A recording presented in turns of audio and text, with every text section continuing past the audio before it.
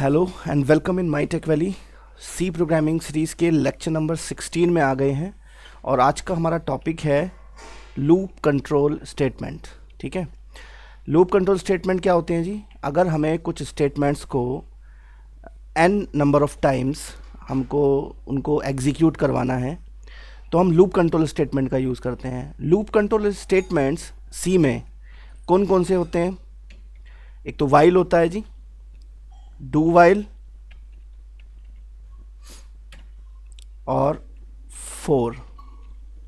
ठीक है, अच्छा, तो इसमें आज हम जो डिस्कस करेंगे वो वाइल लूप करेंगे। ठीक है, लास्ट में बताऊंगा फोर।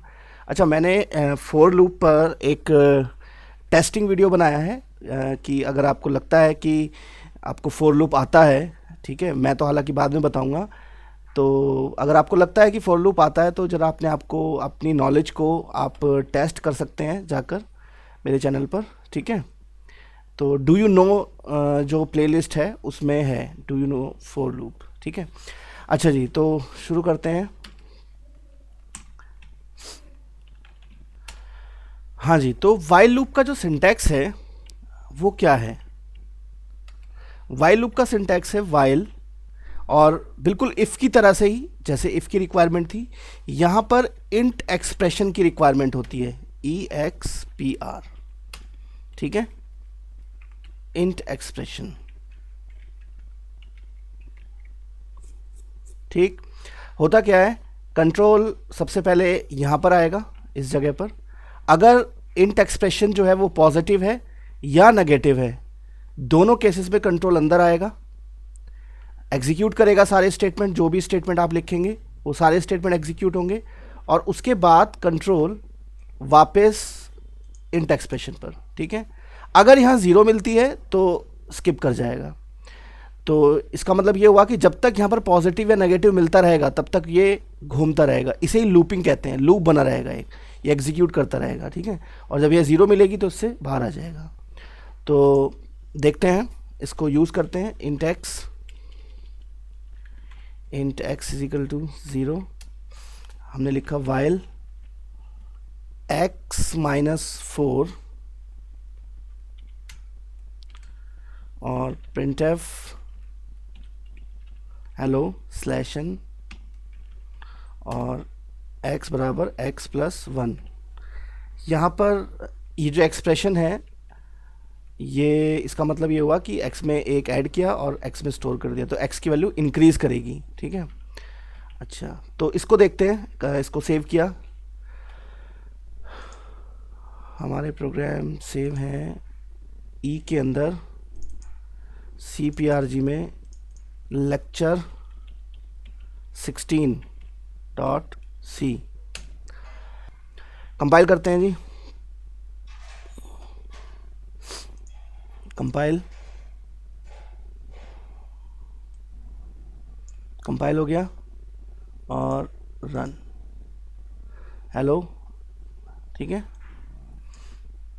तो एक दो तीन चार, ये चार बार क्यों आया देखिए, इसको समझते हैं थोड़ा सा। देखिए, जब x की वैल्यू ज़ीरो थी तो ज़ीरो माइनस फोर, और वाइल में माइनस फोर पास हुआ तो कंडीशन ट्रू हो गई, जिसे आप कंडीशन, अगर आप कंडीशन कहना चाहें, मतलब एक्सप्रेशन नेगेटिव है, दैट मीन्स कंट्रोल अंदर आएगा। कंट्रोल अंदर आया, हेलो प्रिंट हुआ। x की वैल्यू कितनी हो गई अब? वन। ऊपर गए, one minus four minus three, statement execute. यहाँ पर x की वैल्यू कितनी हो गई? Two. Two minus four minus two, अंदर आया, एग्जीक्यूट हुआ। अब क्या हुआ, ये एग्जीक्यूट हुआ तो यहाँ प्रिंट होता जा रहा है।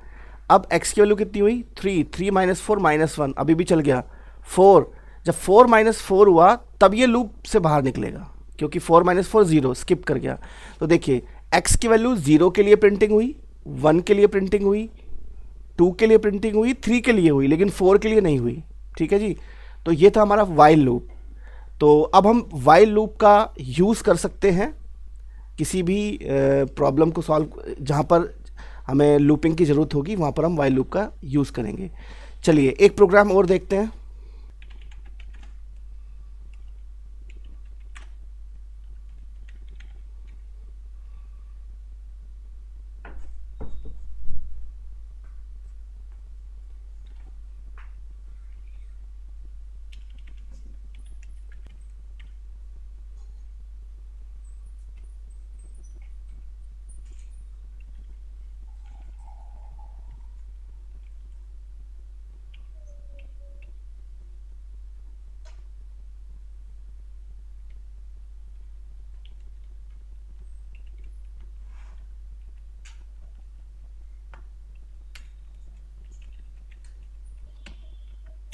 देखिए यहाँ पर हम एक प्रोग्राम बनाने जा रहे हैं। इसमें क्या करना है, हमें यूज़र से कुछ इंटीजर पूछने हैं, ठीक है, और यूज़र से वो इंटीजर पूछ कर उनका सम निकालना है और स्क्रीन पर प्रिंट कर देना है, ठीक है। तो प्रिंटिंग देखिए मैं कहना क्या चाह रहा हूँ, इसको कंपाइल करते हैं। कंपाइल हो गया, रन। अब देखिए, अब ज़रा समझो चीज़ों को। देखिए हुआ क्या, ये एंटर सम इंटीजर्स, ये मैसेज आ गया इस प्रिंटफ से। अभी जो स्कैनफ है ये वाइल में लगा हुआ है यहाँ पर। अब ये यहाँ ब्लिंक कर रहा है कर्सर। अब मैंने लिखा 10। अब ये जब मैं एंटर प्रेस करूँगा तो स्कैनफ को मैं कह रहा हूँ एक इंटीजर चाहिए, तो इस नंबर को उठाकर एक्स में डाल देगा। हाँ जी, ये टर्मिनेट क्यों नहीं हुआ? हाँ, अब जिन लोगों को समझ में आ गया है वो ठीक है, क्योंकि वो पिछला लेक्चर सुनकर आ रहे हैं। कुछ लोग डायरेक्ट आए हैं जी ऐसे ही, मतलब देखने के लिए, तो उन्हें समझ में नहीं आया होगा, क्योंकि स्कैनफ ने यहाँ पर क्या रिटर्न किया होगा? 1, ठीक है। अब 1 क्यों रिटर्न किया, पीछे समझाया है मैंने। तो उस लेक्चर में जाएं जी स्कैनफ वाले में। देखिए मैं एक चीज़ देख रहा हूँ, मेरा एक स्टूडेंट है, उसने मुझे बताया कि जो टाइटल है ना उसको ऐसा देखते हैं, जैसे मैंने लिखा स्कैनफ फंक्शन, तो लोग ये सोचते हैं अच्छा स्कैनफ फंक्शन में क्या होता है यार, स्कैनफ फंक्शन तो बहुत सिंपल चीज़ है। वो छोड़ देते हैं उस लेक्चर को और फिर अगले वाले पे आ जाते हैं, सोचते हैं चलो इससे कुछ हम नया सीख लेंगे। ऐसे नहीं होती है जी सी, ठीक है। और मैं ये बता चुका हूँ कि सी, जो लोग सोचते हैं कि हम सी तो कर ही लेंगे, ऐसे ही हो जाएगी, तो और C++ बहुत अच्छे से करेंगे, तो देख लो, आप खुद ही देख लो क्या हो रहा है। वाइल लूप भी हैंडल नहीं हो रहा। अच्छा, अब क्या हुआ, यहाँ पर कर्सर ब्लिंक कर रहा है, दैट मीन्स देखिए हुआ क्या, नंबर स्कैन हुआ, एक्स में गया, एस में ऐड हो गया, ठीक है, और फिर कंट्रोल वापस घूम को ऊपर आया। अब ये कर्सर फिर ब्लिंक कर रहा है, यानी कि अब मैं देखिए 20 दे रहा हूँ, 30 दे रहा हूँ, 40 दे रहा हूँ, 50। अब मैं एंटर प्रेस करता हूँ, नंबर जाते रहेंगे, कितना भी देता जाऊँ मैं। आप कितने भी नंबर यहाँ पर टाइप करते जाइए, आपका लूप टर्मिनेट नहीं होगा। कैसे होगा? डॉट या कुछ भी सिंबल। अब देखिए, अब जरा डॉट लिखने से फ़ायदा क्या हुआ, जैसे ही आपने ये डॉट लिखी, स्कैनफ इसको रीड नहीं करने का, क्योंकि यहाँ तो फॉर्मेट स्पेसिफायर इंटीजर है, इसको स्ट्रीम पे छोड़ देगा। ये मैं पहले भी ये स्कैनफ वाले फंक्शन में समझाया है मैंने। और स्कैनफ रिटर्न क्या करेगा? 0। वाइल में 0 पास हुआ, loop terminate, some is this, ठीक है। अच्छा, अब मैं आपके लिए एक क्वेश्चन छोड़ता हूँ यहाँ पर। हाँ, क्वेश्चन क्या है, अब इस प्रोग्राम को जरा ध्यान से देखिए। इसमें हमने कितने वेरिएबल यूज़ किए हैं? सिर्फ 2, ठीक है। देखिए मैंने आपको ये टेक्निक बताई है स्कैनफ का यूज़ वाइल के अंदर करके। अब मैं आपको एक क्वेश्चन देता हूँ कि अगर आपको ये टेक्निक नहीं पता थी, ये वाली, और एक चैलेंज है आज के लिए कि इस टेक्निक का यूज़ नहीं करना है और सिर्फ 2 वेरिएबल यूज़ कर यूज़र से जितने वो चाहे उतने नंबर वो दे और उसका सम प्रिंट हो जाए, ठीक है। क्वेश्चन दोबारा सुन लो, सिर्फ 2 वेरिएबल यूज़ करने हैं और यूज़र जब तक चाहे इंटीजर इनपुट करता रहे और उन सब का सम स्क्रीन पे प्रिंट हो जाए, ठीक है। अगर आपको लगता है कि आप इससे बेटर कोई टेक्निक बता सकते हैं मुझे, या आपको पता है कोई ऐसी टेक्निक, तो मुझे कमेंट बॉक्स में लिखना और मुझे बताना, ठीक है। और अगर आपको लगता है कि ये टेक्निक मतलब सिर्फ 2 वेरिएबल का यूज़ कर ये बेस्ट टेक्निक है, तो भी कमेंट करना और लाइक करना, शेयर करना, और ठीक से पढ़ लो। अगर सी पढ़ रहे हो तो फिर सीक्वेंस से चलो, ठीक है जी। तो नेक्स्ट लेक्चर में देखिए अभी तक अब हमने क्या देख लिया, अब हमने सिलेक्शन कंट्रोल स्टेटमेंट देख लिया है, फंक्शन देख लिए हैं, फंक्शन को अंडरस्टैंड करना आ गया है थोड़ा सा, वाइल लूप देख लिया है।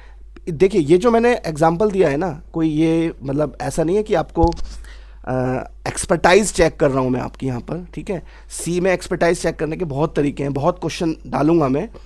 अभी मैं सिर्फ ये चाहता हूँ कि आप पावर ऑफ कॉम्बिनेशन समझें कि जब 2 टूल आपस में कंबाइंड किए जाते हैं तो उनकी पावर कितनी हो जाती है, ठीक है। और अगर आपको उन दोनों टूल्स की नॉलेज अच्छे से हो, लोग पता नहीं क्यों ये सोचते हैं, मुझे बहुत अजीब लगता है कि हम तो C++ पढ़ेंगे, हम तो जावा पढ़ेंगे, तो हमें स्कैनफ फंक्शन नहीं आना चाहिए।